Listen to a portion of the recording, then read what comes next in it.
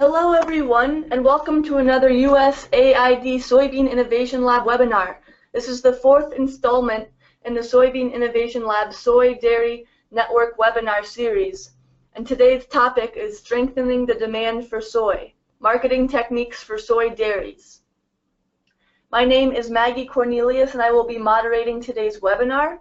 I am the program coordinator for SIL's Human Nutrition Research Area, which focuses on integrating soy's high-quality protein into the diets of undernourished communities. The mission of the Soybean Innovation Lab is to provide researchers, extensionists, the private sector, NGOs, and funders operating across the entire value chain the critical information needed for successful soybean development. Specifically, the Soybean Lab looks at the role the soybean can play in reducing poverty and malnutrition, and it provides technical information to those who develop soybeans in South America, Africa, and Asia. One way we do this is by providing technological support to soy food enterprises in the developing world through the Soy Dairy Entrepreneur Network. The network is a virtual network of soy entrepreneurs across the world who work together to identify and address barriers to developing a sustainable soy food business. The network exchanges strategies for producing soy food and creating a business around it, and SIL facilitates this sharing of information. Within the network, the gamut of soy food enterprises is represented. They range from one-person startups who sell their products to their community to well-established companies that sell their products internationally. They range from urban and rural settings, using automatic machines or manual processing tools, and the enterprises in the network represent the versatility of soy by producing soy milk, soy yogurt, soy flour, baked goods, tofu, okara animal feed, soy coffee, soy nut snacks, soy weaning foods, and more. What is especially significant about this network is that 5 of the enterprises assist SIL with the first ever data analysis project, focusing on the sustainability of the semi-automatic soy milk processing machine called the Soy Cow. These enterprises record their operation inputs and outputs, which is data SIL analyzes to determine an optimal business model for a soy dairy. With its technical expertise, SIL also provides the network a variety of network services, including on-site technical training, new product development, packaging designs, food and labeling certification, business development, and soy cooking and utilization training. If you would like to get involved with the network, please don't hesitate to contact us, and we will get you linked up. One of the primary ways the network shares its information is through the Soy Dairy Network webinar series. The first 3 webinars focused on business development, packaging techniques, and food safety.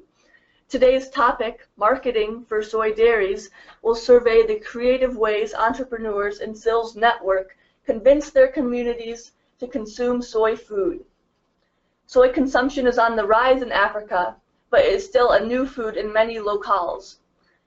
These entrepreneurs stimulate demand for their soy foods by collaborating with institutional feeding programs, educating their communities about the power of soy, and creating products that stand out in the market.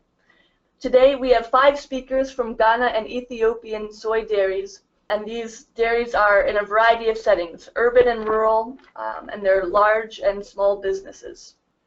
The goal of the webinar is to provide soy dairy entrepreneurs new ideas for marketing their products to their communities. And it will help you think about new customer bases you can approach and new approaches for drawing consumers to your businesses. As entrepreneurs grow their soy dairies around Africa, they build the soy food industry together. Exchanging business development ideas through SIL webinars helps everyone in the network and the soy food industry thrive. This webinar is also for development agencies and soy dairy funders and donors. It shows them that business development is an essential aspect of any soy dairy installation, and it encourages them to integrate marketing plans into their plans for establishing and supporting soy dairies in the developing world. At the end of the webinar, the audience is encouraged to field its questions to all of today's presenters using the chat box in your GoToMeeting panel. For those who can't stay the whole time or couldn't be in attendance today, this webinar is being recorded and will be posted on our website. Before we move to our speakers today, we'll just talk about a little introduction to marketing. So, some of the basic questions that entrepreneurs can ask themselves when they're thinking about marketing their soy food products is who they want to market their products to. And in terms of convincing consumers to buy their products, the entrepreneur has to ask his or herself, what does their product offer the consumer?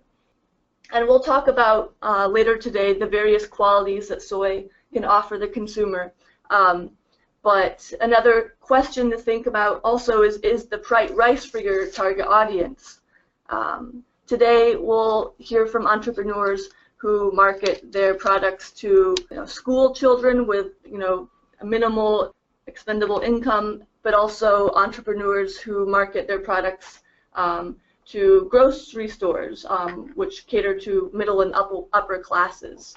We'll also talk about how you can use your advertisements and place them in places where your target audience will see them. And another frame for thinking about your marketing is a tier model which TwoScale developed. TwoScale is an NGO based in that works across Africa, supporting agribusinesses. So the tier model has 5 different aspects. So there are 5 different questions that the entrepreneur can ask him or herself when thinking about their marketing. So the first is attention.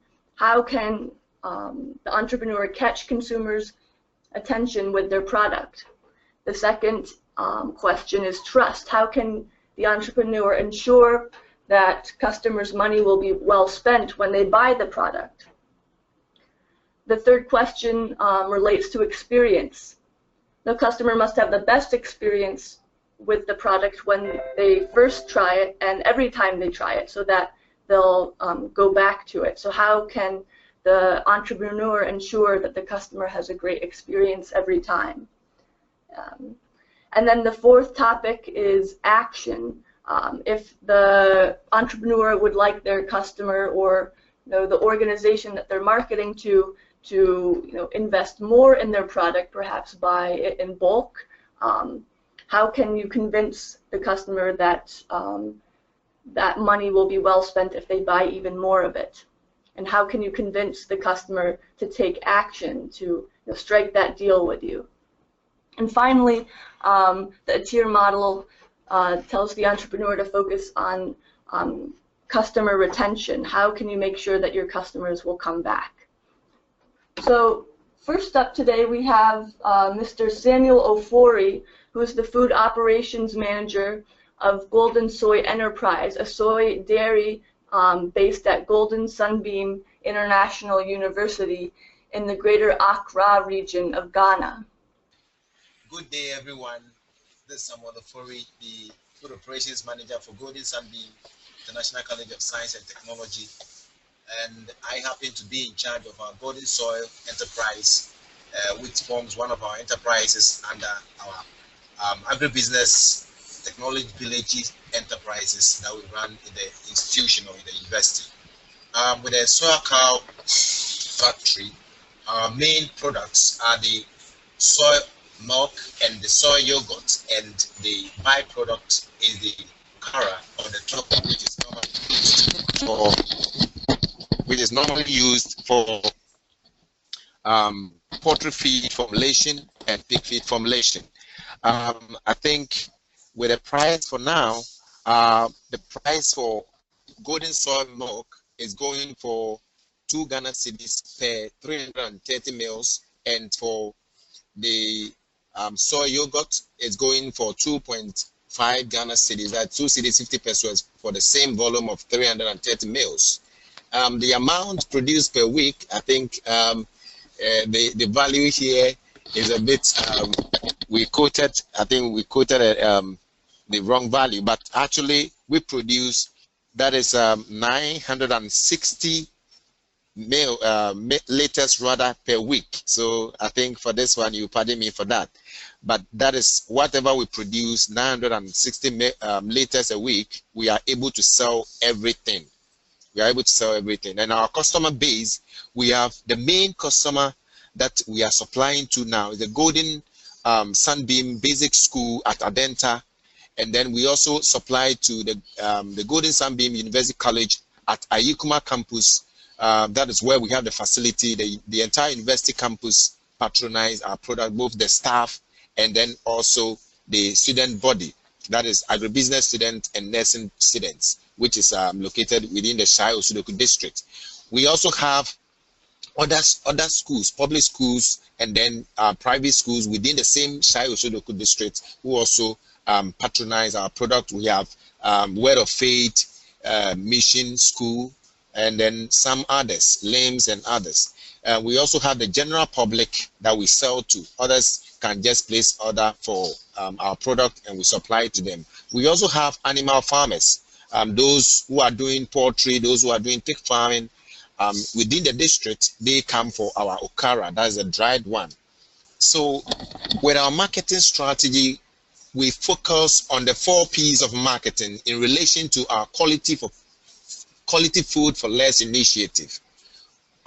We talk about the 4 P's of marketing. That's what product we have, at what price, what place can we get it, or can customers have access to the product, and then the promotional strategies. So with that, with the 4 P's of marketing in relation to our quality food for less initiative, we have the product. We produce quality products that is right from the farm. We monitor product right from the farm to our factory and ensure that all we have what we call our SOP, standard operating procedures, are being adhered to by our producers at the farm, either in the school or from the farm gate, which is normally from the north.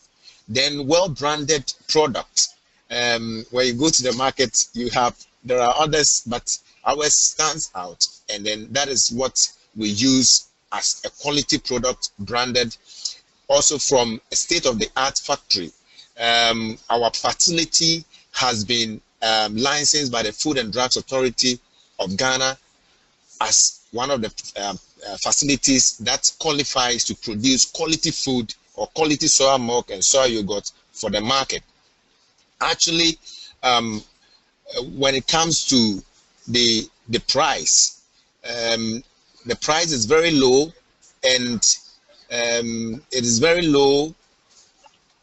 That is, when you compare to other products on the market, with ours, in fact, other competing products cannot actually get on with us, because the product as we have it now, we have Yomi yogurt and others which are going for 4 cedis, 6 cedis per the same volume, but ours is just a take-home or a take-away price of 2 cedis, 2 cedis 50 pesos for the yogurt, and then the 2 cedis for the milk. Also with the place, when you talk about the place, and maybe I'll talk about a little bit about the price. And the reason why we have very low price is that, one, we are able to produce our own soya beans from the field by our agribusiness students, and then also we also have people who supply us right from the north. So we don't go to the retail market to buy our raw materials. We buy them right from the farm gate. So we have people who are on the field producing for us and adhering to our standard operating procedure measures. And so that is one reason why we are able to sell at that very low price. Again, we also buy our packaging materials, that is the rubber bottles that we use for packaging. We obtain them directly from the wholesale, that is at the factory level. We don't go to retailers to buy them, so we buy them in large quantities from the factory, and that's one reason also why we are able to keep our prices low. Then also we have our water system. We don't actually buy water sachet water from outside. Our facility is a dual purpose facility with a water treatment plant. And so we get the water directly from there. And that's also one reason why we are able to keep the price very low. With the place, when you talk about the place, we look at how accessible the product is to the consumer. And in our case, wherever you are, if you want us to supply you there, we can do so. So normally what we do is we target the customers' doorsteps. We don't bother you coming to our facility to take your product. You just call us and then we will deliver. We'll send our marketing team to actually deliver the product right at your doorsteps, either in your school, in your market, or wherever. Then the promotional strategy, that's basically the communicational strategy that we use. We send formal letters to school heads. We do one-on-one visits, and then also we follow up with phone calls.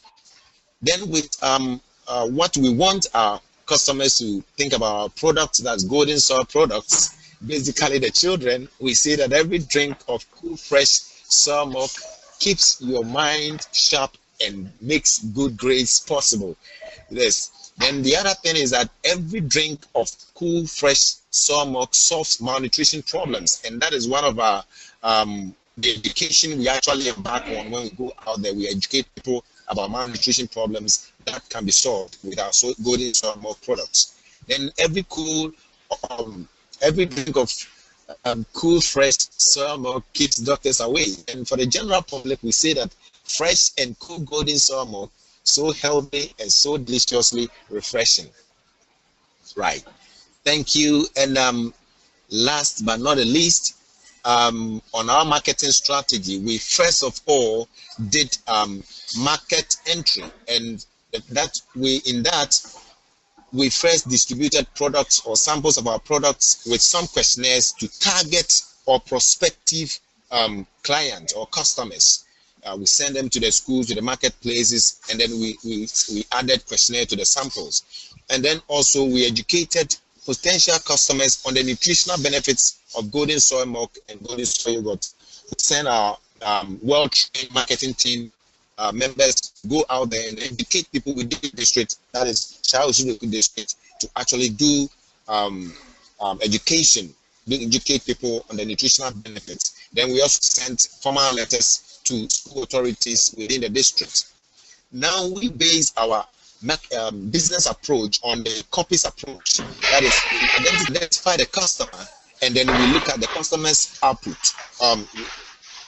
the customer's demand or whatever, demand and from preferences, and that will inform us as to the output, what we should produce, what processes we should use for that to produce that product, and then that will inform us as to the input we need, and then later on the supplies. So that is it. So we make market surveys to know consumer demands and preferences. Things this may change over time. Now, in the future, what we want to actually do and use marketing to actually expand our business is to use a student franchise. That's franchise options for Technology Village graduate students. For now, we don't have graduate students on franchise because the first batch of graduates were actually foreign students, and so they graduated and they had to go back. But whilst they were on the program, they were actually part of our marketing team. They go through the entire soybean value chain, and they are able to sell to the final consumer and also earn some profits. And actually, that is one of the strategies we are using to help agripreneurs or young agripreneurs who graduate from our college to get some kind of startup capital to also start up their businesses when they graduate. The other thing is feeding grants. We hope that we can get feeding grant to be part of the government school feeding program within the Shai Osudoku district. And to do that, we are taking the initiative of going to the secretariat of the school feeding program to actually put in an application to that effect, so that now one of the problems with the school feeding program that everybody has been talking about is the quality of feed or the quality of food being served. and we think that that can be supplemented with the golden soy milk or golden soy yogurt products. So that is one of the reasons, that's one of the strategies we hope to use. The last point is on seeking local and international collaborations. For instance, SAIL, through this webinar, has given us the opportunity to talk, market our products to the whole world. And that is one. Going forward, we want to strengthen the ties or the collaboration with SAIL. And then even with the University of Illinois, especially their Agricultural and Consumer Sciences Department. Then also ACDI Boka is in Ghana here to actually implement the Ghana Poultry Project, which is a 5-year project up to 2020, and we hope that our byproduct, which is the tofu and then the okara, can be used to process animal feed at relatively cheaper price to sustain the poultry industry in Ghana, because one of the major cost components of poultry production is with the feeding. We are relying on imported products, imported feed, and all that. So that is something that we are putting a concept note to that effect. We've started a process. We sent a concept note to ACDI Boka to actually consider the project as part of what they want to do to ensure sustainability of the poultry project in Ghana. Last one is on the NGOs. We want to also strengthen our ties with NGOs who can support us to actually expand with our marketing. There are others already on the field, like the Cattle Relief Services and then others. So hopefully that is what we want to take our marketing strategy going forward. So in all, with our slogan, we say that golden soy products, that's golden soy milk and golden soy yogurt, we say you also respond nutritionally refreshing and so nutritious and so refreshing. So once again, we say that golden soy products so nutritionally refreshing. Thank you for your audience. Hi, Samuel. Thank you so much for that great presentation. Before we move to the next presentation, I'm going to take a poll. So everyone who is an entrepreneur out there, I'm going to launch this poll, so please respond. And if you have any questions for Mr. Ofori, we'll have time at the end of the webinar for a question and answer session. Okay, we'll close the poll in about 10 seconds, so anyone else who hasn't voted, please do at this time.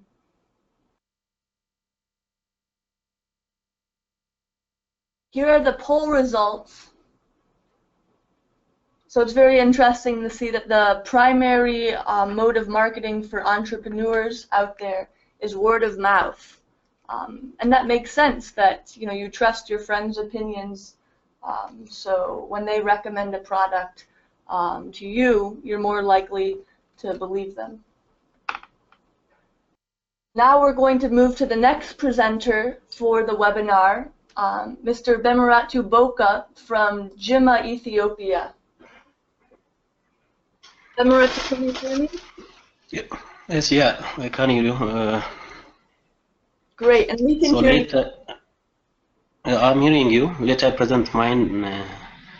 I'm Emissary for Bore Milk. Bore Milk processing plant is devoting to the processing of soya milk.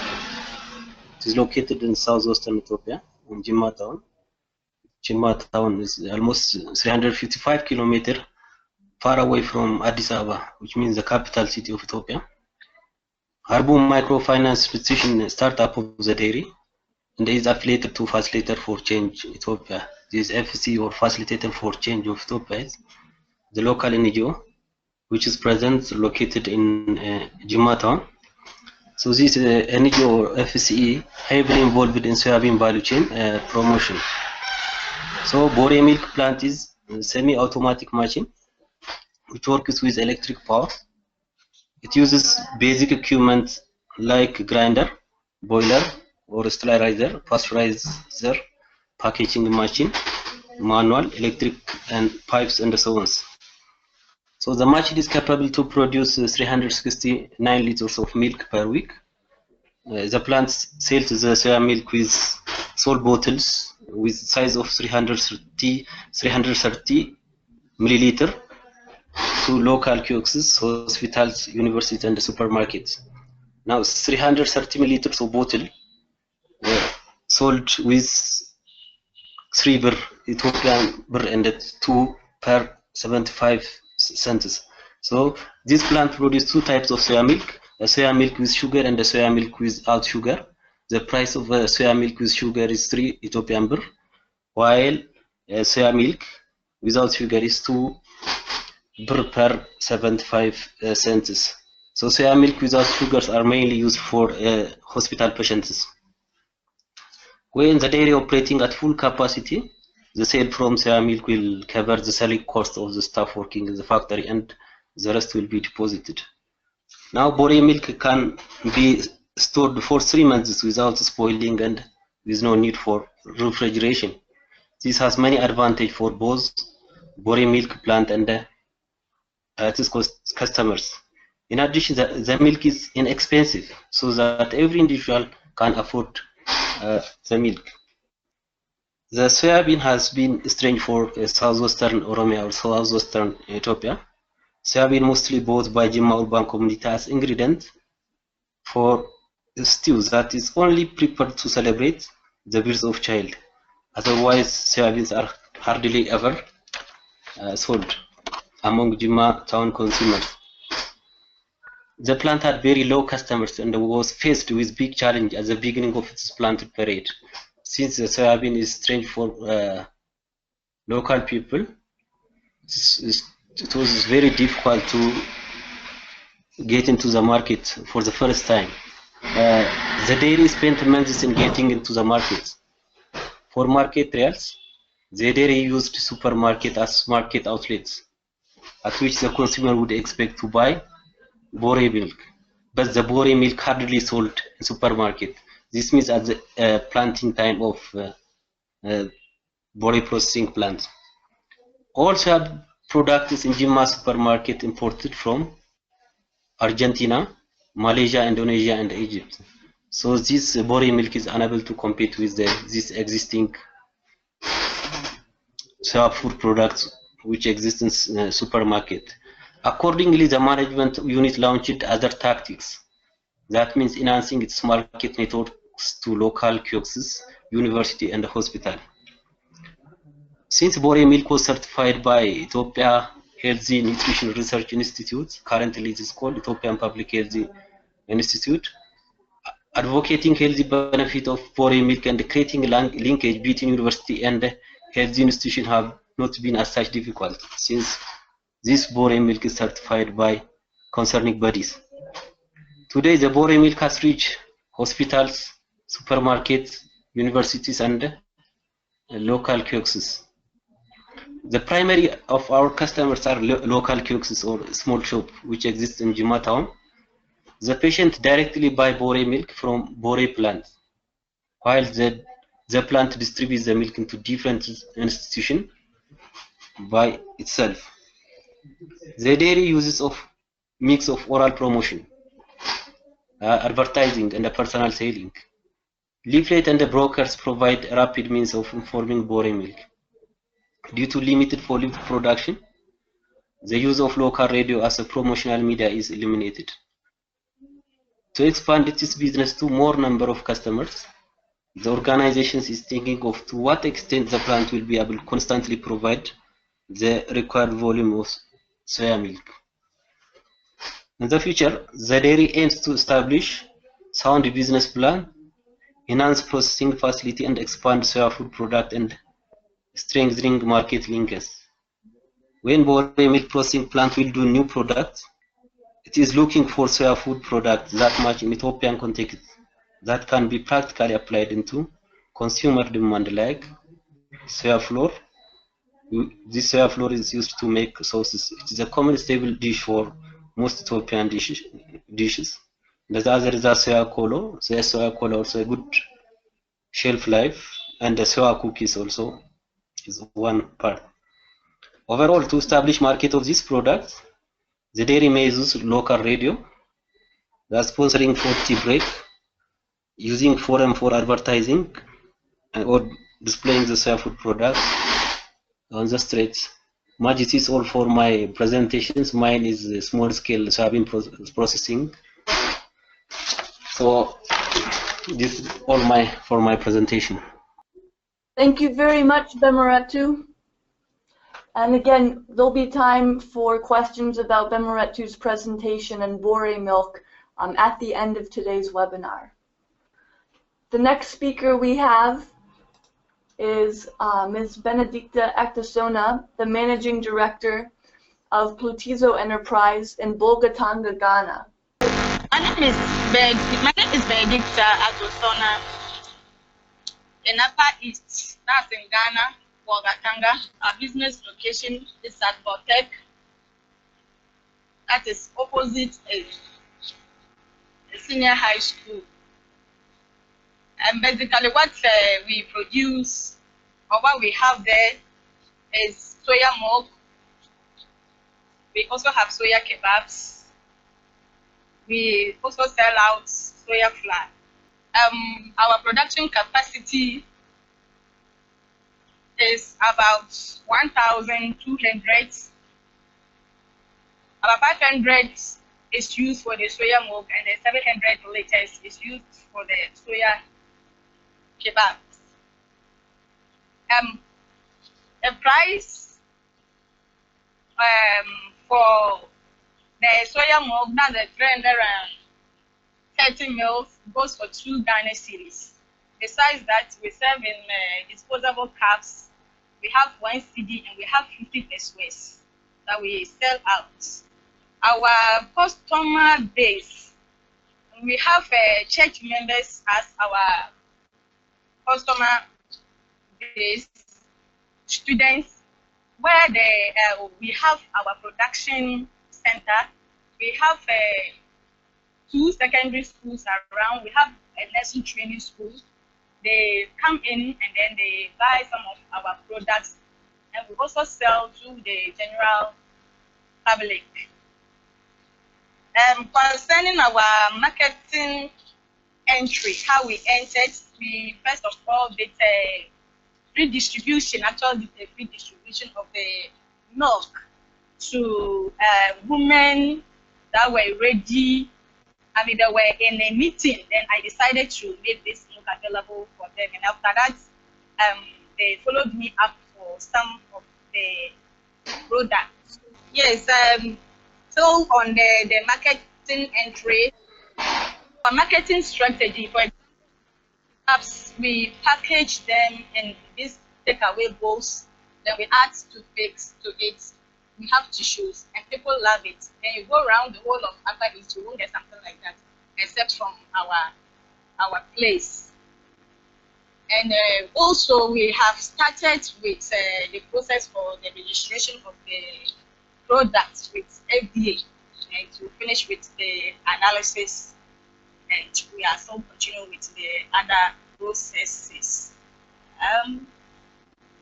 This is how we sell it. Straight away from the production center, we sell out. We also have a vendor in some of this, one school, and she also takes the ice cream to sell to the students. And because of the location of the production center, very close to several schools, we even have primary and JHS schools, several of them, they come in there to buy. And then mothers too also come in to buy the winning mix, and we use the soya beans to prepare, and then the soya flour to prepare porridge for their children. In terms of future expansion, they are trying to secure a contract with Bolgatanga Municipal Assembly to provide soya products to the school feeding program. And then with the registration with the DA. We've not started selling in the supermarket because of that. And with the certification, if we are through with it, we'll start supplying to the supermarkets for them to also sell out. Then we are also trying to work out to make sure that the product is high quality, because what we do here, everything is done manually except the healing of the bees. And so we're trying to see how we can make sure that quality is ensured, so that people or the public will see our products as safe products to consume. Thank you. Thank you. Thank you so much, Benedicta. For those who have questions for Benedicta, we'll have time at the end of the webinar. Now I'm going to launch another poll, so we'll have a minute for everyone to respond. Here we go. Okay, I'll close the poll now. Here are the results.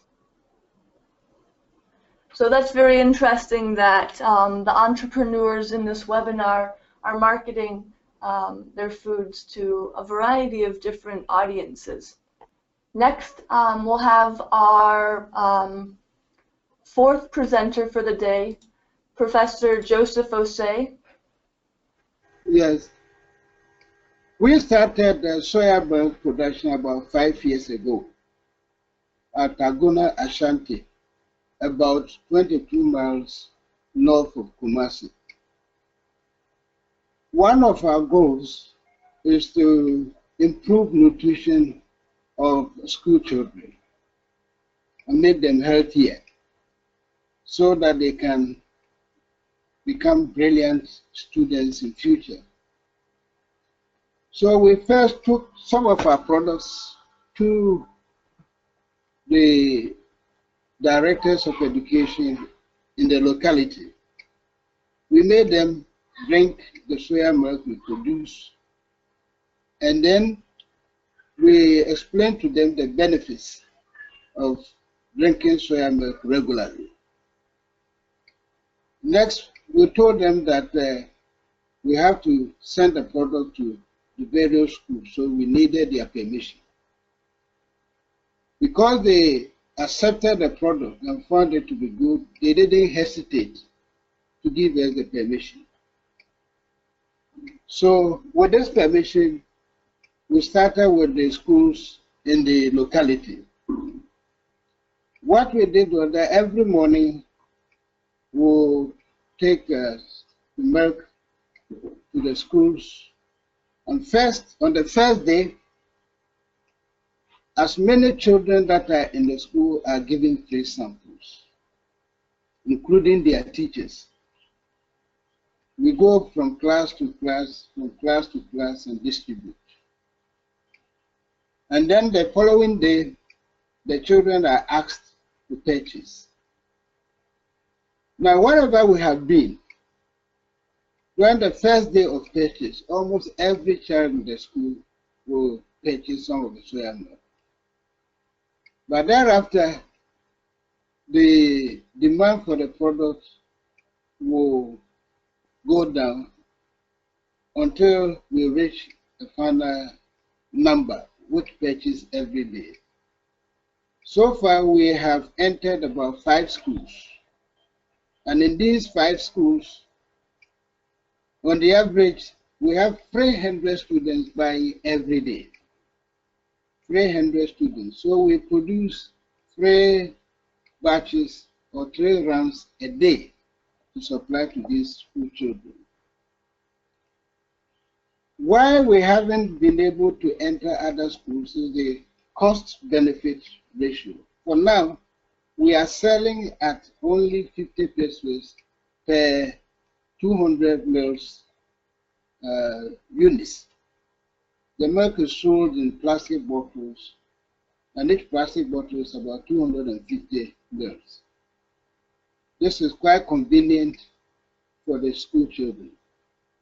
And if we attempt to increase the price, because the income levels are very low, then production, the sales drop. But if you maintain the price, then constantly those who are buying regularly buy. So what we have to do now is to look at our packaging and see which packaging material will best suit our needs and make us make some decent profits in order to be able to move ahead.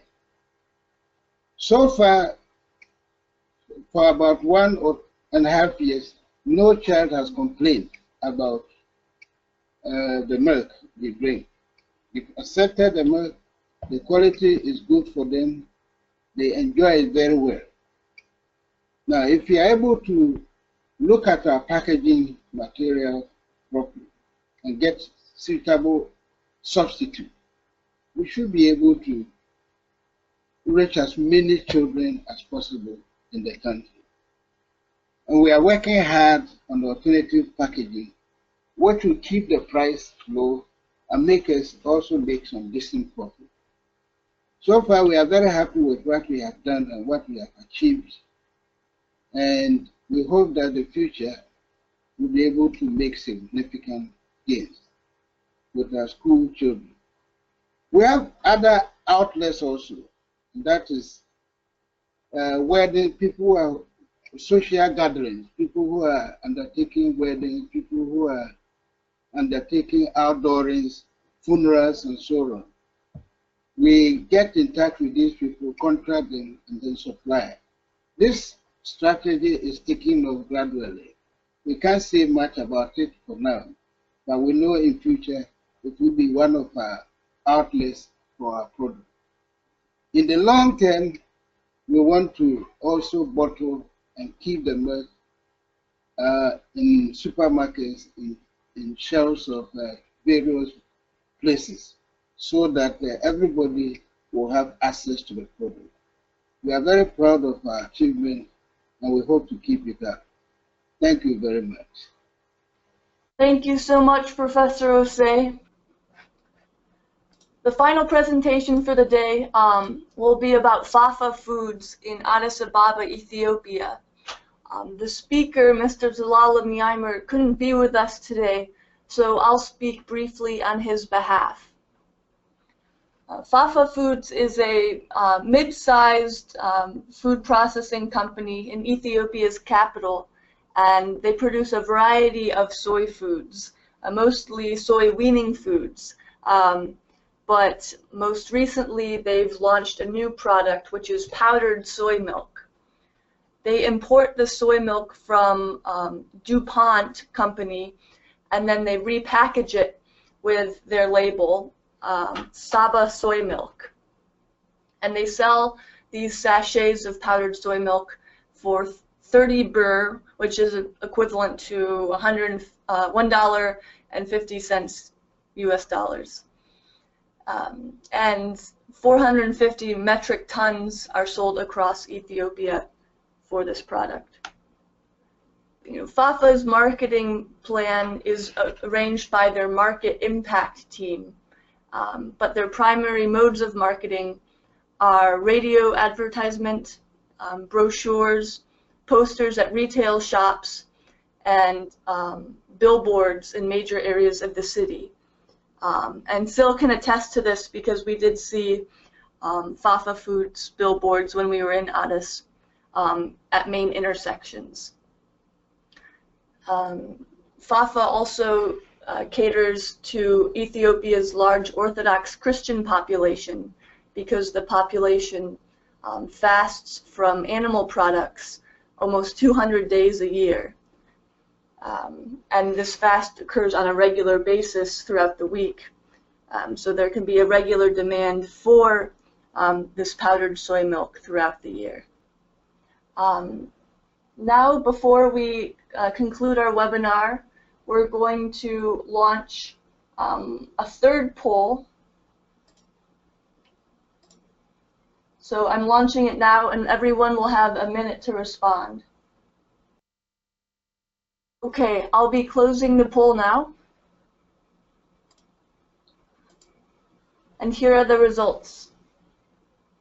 So now we can talk about attributes of soy foods in general. These are some of the most popular attributes which still has seen to be associated with soy foods, specifically soy milk.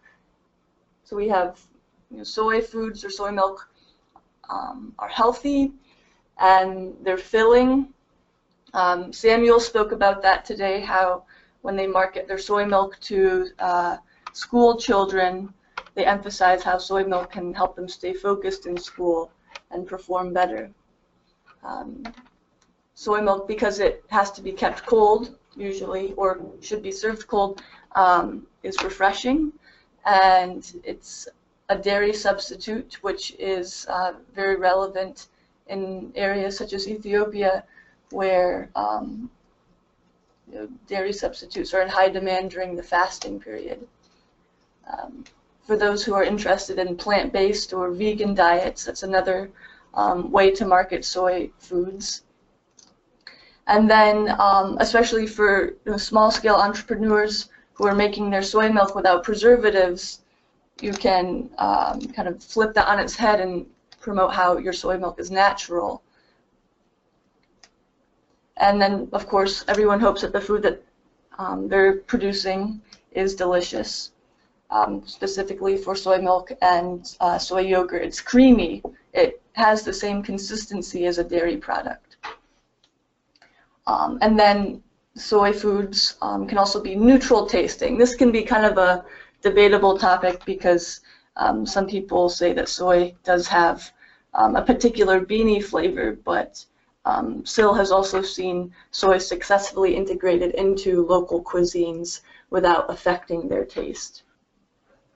And then to review the marketing techniques discussed today, in addition to some new ones which were recommended by the 2-Scale Marketing Bootcamp,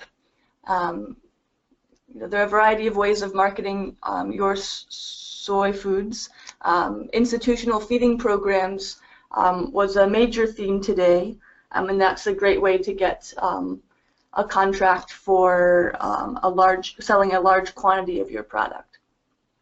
2Scale also suggests loyalty cards for frequent customers, something like if you buy 10 bottles of soy milk, you get the 11th free. You could have free giveaways.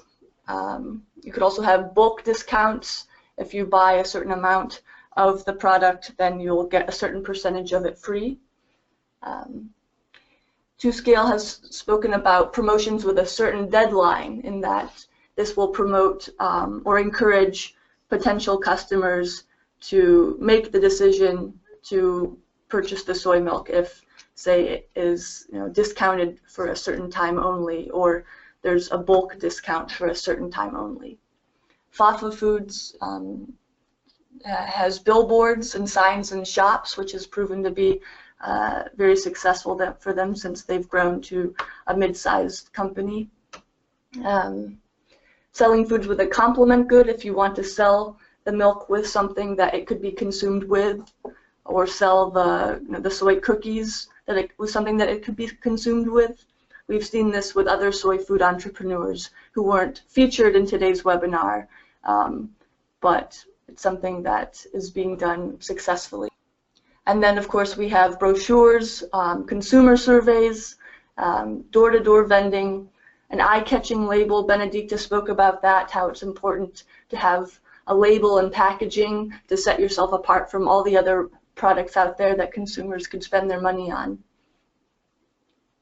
And finally, Bemhiretu spoke about FDA certification and how that opened up new possibilities for Bore milk and Jimma to market to hospitals and schools, because the consumers there knew that the product was safe for consumption.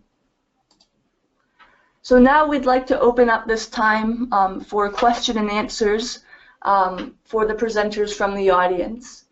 And you have been sending in your questions via the chat box, so please continue to do that. And anyone whose question we don't get to today during the webinar will follow up via email afterwards. And all of the question and answers from today's webinar will be posted on SIL's website afterwards, so you can review them. But the first question for today comes from actually Peter Goldsmith, the principal investigator for the Soybean Innovation Lab. And this question is directed at all of the entrepreneurs, which is, how does the price and shelf life of their soy milk compare to the price and shelf lives of imported soy milk on the market in their areas? So any of the presenters today are encouraged to respond to this question. The price of imported soya products is much, much higher than what we produce. But the shelf life of the imported ones are better than what we have. So the shelf life is better for the imported products, but the price is high, whilst our price for the locally produced soya milk is low, but the shelf life is not very high.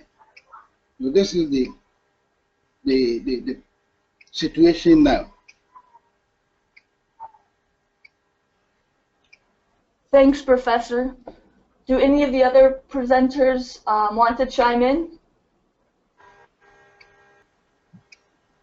Okay, well, I'll work to get that information from the other presenters at the end of the webinar, and we'll post that information on our website, because I think it would be very interesting to understand where these soy dairies fit in the market in their communities for soy foods and other foods.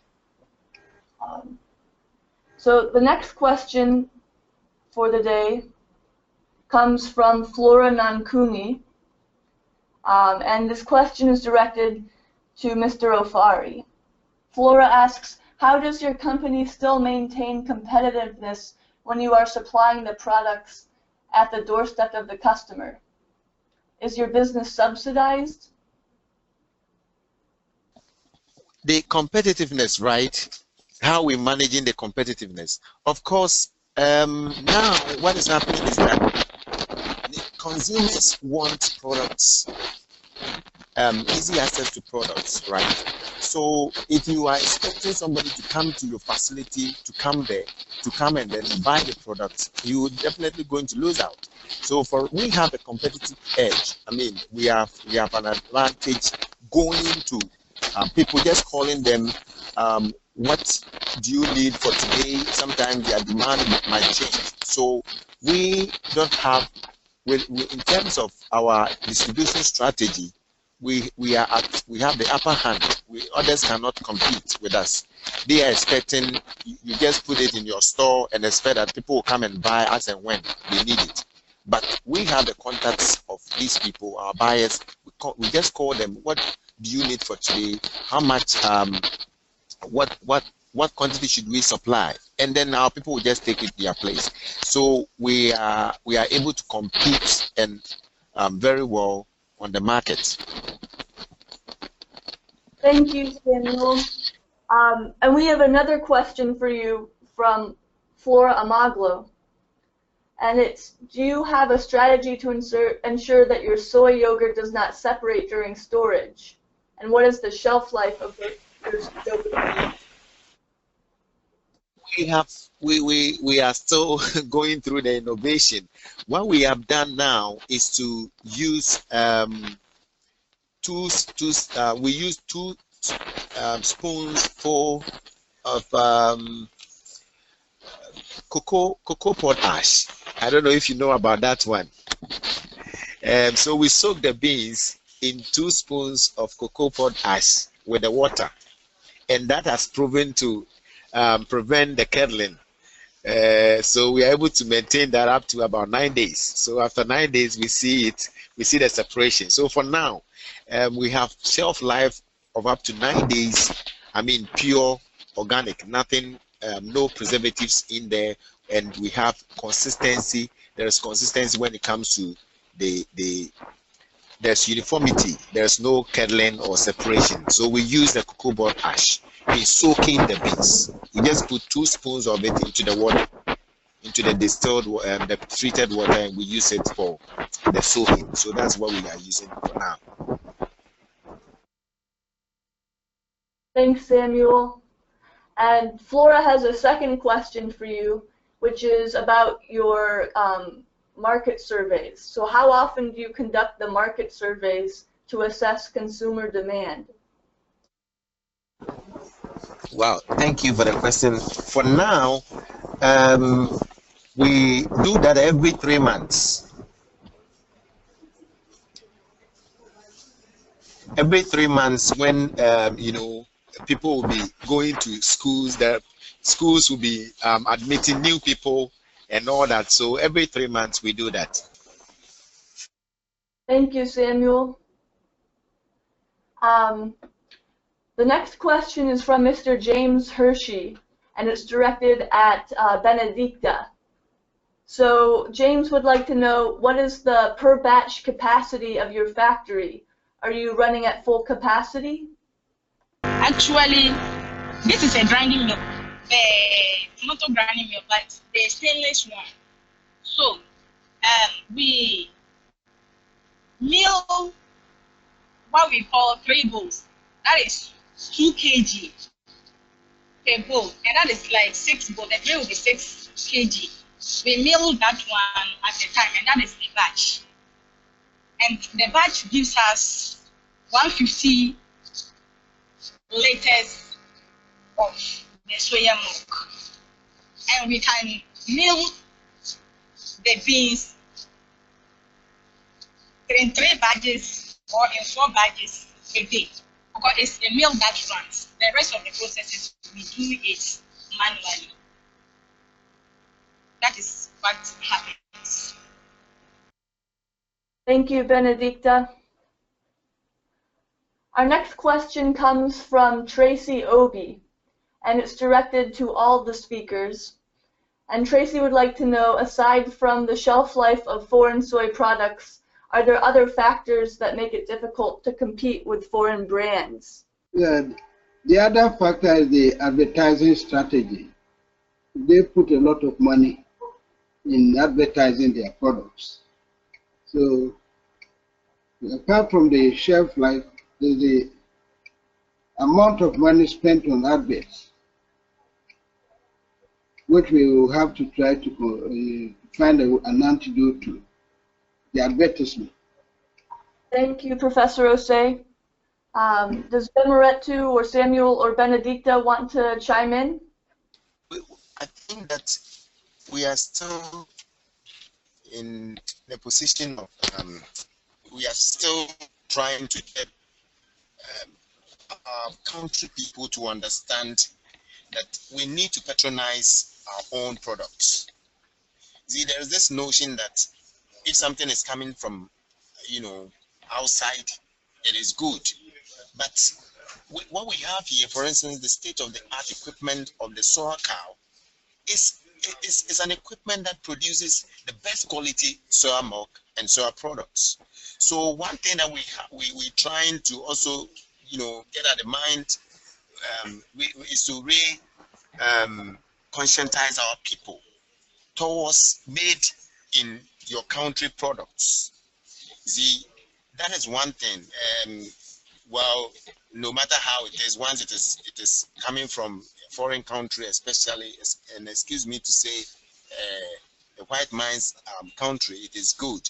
But the same equipment is here, and we are producing it. So the mindset of our people also towards made in, for instance, made in Ghana products, because I'm in Ghana, made in Ghana products or made in one's country products, we are still battling with that. We are still battling with that, and that's something that we will have to put in more. I know the Ministry of Trade and Industry is doing a lot in getting people to appreciate and then patronize made in Ghana products. And I hope that going forward in the future, we'll be able to change the minds of our people to have that positive attitude towards patronizing our own made in Ghana products. Thank you, Samuel. The next question is for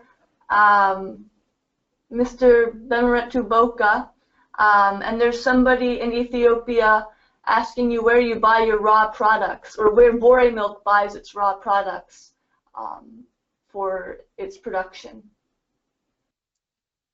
I think, Maggie, I think Bemhiretu was having problems with audio connection, so we might have to come back to that question. So the next question is from Peter Goldsmith, the principal investigator for the Soybean Innovation Lab, and it's directed at Benedicta. And so Peter's wondering about her price and shelf life comparison. Peter, could you clarify this question for us? Yes, my question is about the competition in Bolgatanga and the shelf life of the competing products and how her product compares. Okay, thanks, Peter. It looks like Benedicta is offline, actually. It looks like she lost her connection. So we'll get the answer to that afterwards. I think we have time for one more question now. So this question is from Professor Obi. And Professor Obi is asking about Golden Soy's model for pricing, and he's wondering if it can be replicated at the grassroots level for smallholders, because it seems to him that this model is well protected and may be difficult to apply by persons who have to operate in areas with limited infrastructure. So Samuel, would you like to respond to that? Or, oh, looks like Samuel just lost his connection too. So maybe this is a sign that we should wrap up the webinar. But we'll get answers to everybody's questions at the latest by next week. So thank you to everyone for attending this webinar.